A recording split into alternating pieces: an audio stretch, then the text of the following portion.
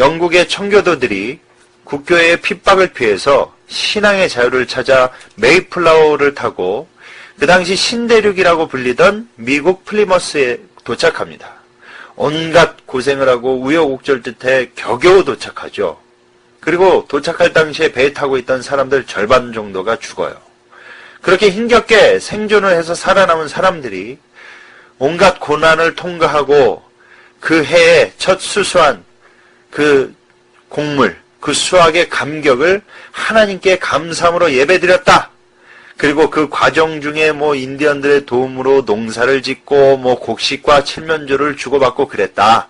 그래서 화기애애한 평화적인 나눔의 날이 되었다. 대부분 이렇게 알고 있습니다.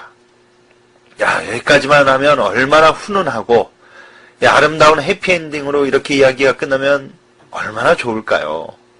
근데 여러분, 우리가 알고 있는 것처럼 절대 그렇지가 않습니다. 인디언들 때문에 목숨을 부지한 이 청교도들은요, 이제 정신 차렸어요. 이제 등 따시고 배부르게 됐어요. 그러니까 이제 어떻게 하는지 아십니까?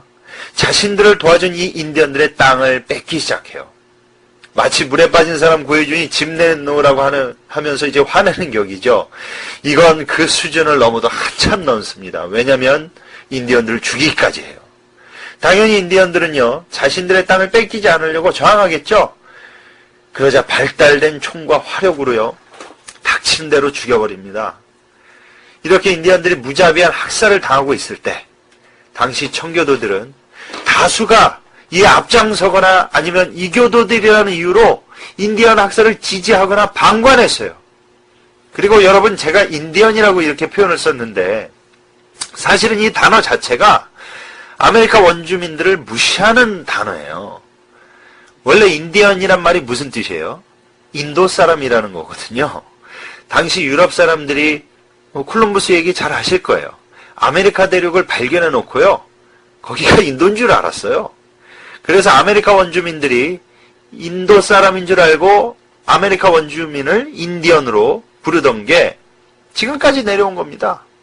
그리고 그렇게 내려오다 보니까 마치 고유명사처럼 돼버린 거예요.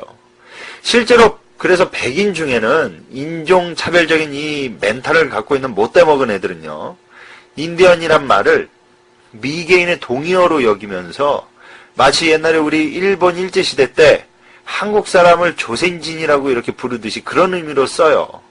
그래서 이 원뜻을 아는 사람들은 아메리카 원주민이건 인도 사람이건 이게 원래 경멸하는 의미라는 걸 아니까 가끔씩 싫어하는 사람들도 있습니다. 그래, 그렇게 정신 차린 청교도들을 뒤따라서 수많은 사람들이 미대륙에 이제 들어오죠. 그리고 이 백인들, 얘네들이 무슨 짓을 했냐면요, 이제 들어오고 나서 이제는 조직적으로 치밀하게 아메리카 원주민들의 땅을 몽땅 뺏어버리고요, 심지어 어린아이서부터 임산부까지 잔인하게 학살합니다. 닥치는 대로요. 이건 2차 세계대전 때 히틀러가 유대인 학살한 거는요, 여기 비할 것도 못 돼요. 학살은 둘째치고 또 뭐가 문제였냐면요, 유럽인들이 지니고 있던 질병 있지 않습니까? 그 병균을 미 대륙으로 옮겨왔어요. 물론 본의 아니게 그랬겠죠. 그 전염병을 또 퍼뜨린 겁니다. 그래서요, 아메리카 원주민들이 거의 전멸 상태에 이릅니다. 아주 멸종되기 일보 직전까지 가요. 그리고 여기에서 겨우 살아남은 원주민들을요, 또 인디언 지정구역이라고 딱 정해주고 거주지를 만들어 놓고 무력으로 전부 거기에다 몰아넣습니다. 그리고 다 가둬두고 니들 인디언들 여기 넘어오거나 밖으로 나오면, 백인들 사는 곳에 알짱거리면 다 죽여. 이렇게 엄포를 놓고 이 짓을 한 거예요.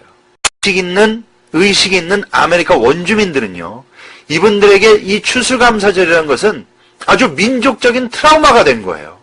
뼛속까지 사무친 한이 맺힌 날입니다. 그래서 실제로 미국에서는 매년 추수감사절이 되면요, 이건 추수감사절이 아니라 추수강탈절이다 라고 플랜카드를 걸고 피켓 들고 아메리카 원주민들이 데모하고 시위를 벌여요. 여러분, 이게 바로 추수감사절의 민낯이자 본래 모습입니다. 미국도 요즘은 어때요? 초창기 고난 가운데 함께 하셨던 하나님께 감사드리자는 취지는 교회 안에서만 울리는 메아리예요. 그런 거 온데간데 없어요. 11월 넷째 주 목요일이 쉬니까요. 이게 연말인데다가 금요일까지 연휴로 쉬는 데가 많다 보니까 성탄절처럼 본 취지와는 상관없이 상당히 상업화돼 버려서 흥청망청 돈 쓰고 놀고 먹는 날이 돼버렸습니다. 그래서 오죽하면 이날 미국에서 한 해 소비가 얼마나 많으면 광란의 쇼핑을 즐긴다고 해서 추수감사 연휴를요, 블랙 프라이데이라고 불러요. 자, 그러면 한국교회에서는 추수감사절을 언제부터 지키게 됐냐면요. 미국 선교사들이, 주로 남부 출신들이죠. 선교사들이 이걸 초창기 때 한국교회에 들여온 거예요. 그리고 이걸 좀 나쁘게 보면 한국교회는 이걸 미국 사대주의에 쩔어가지고요. 무분별하게 무비판적으로 그냥 받아들인 겁니다. 게다가 한술 더 떠서 미국은 원래 11월 넷째 주 목요일이 추수감사절인데 한국교회는 미국 선교사가 들어온 날을 기념한답시고 선교사 들어온 날이라고 수요일로 바꿔요. 그러다가 지금은 각 교회가 재량껏 수요일이나 주일날 예배드리는 절기가 된 것입니다. 그렇게 내려져온 한국교회 추수감사절, 지금은 어떻습니까? 지금 여러분 교회에서 드리는 추수감사의 예배의 의미는 안녕하십니까? C채널 뉴스입니다. 수확의 계절 가을을 맞아 교회마다 하나님 은혜에 감사하는 추수감사 예배가 드려지고 있습니다. 명성교회는 모든 성도와 지역 주민들이 함께하는 잔치를 베풀며 추수감사 주일을 지켰습니다. 곽영신 기자의 보도입니다. 한 해 동안 정성 들여 농사지은 곡식과 과일이 하나님께 드리는 헌물로 가득 쌓였습니다. 풍성한 수확을 허락하신 하나님께 감사하는 마음을 담아 아름다운 선율로 하나님께 영광을 돌립니다.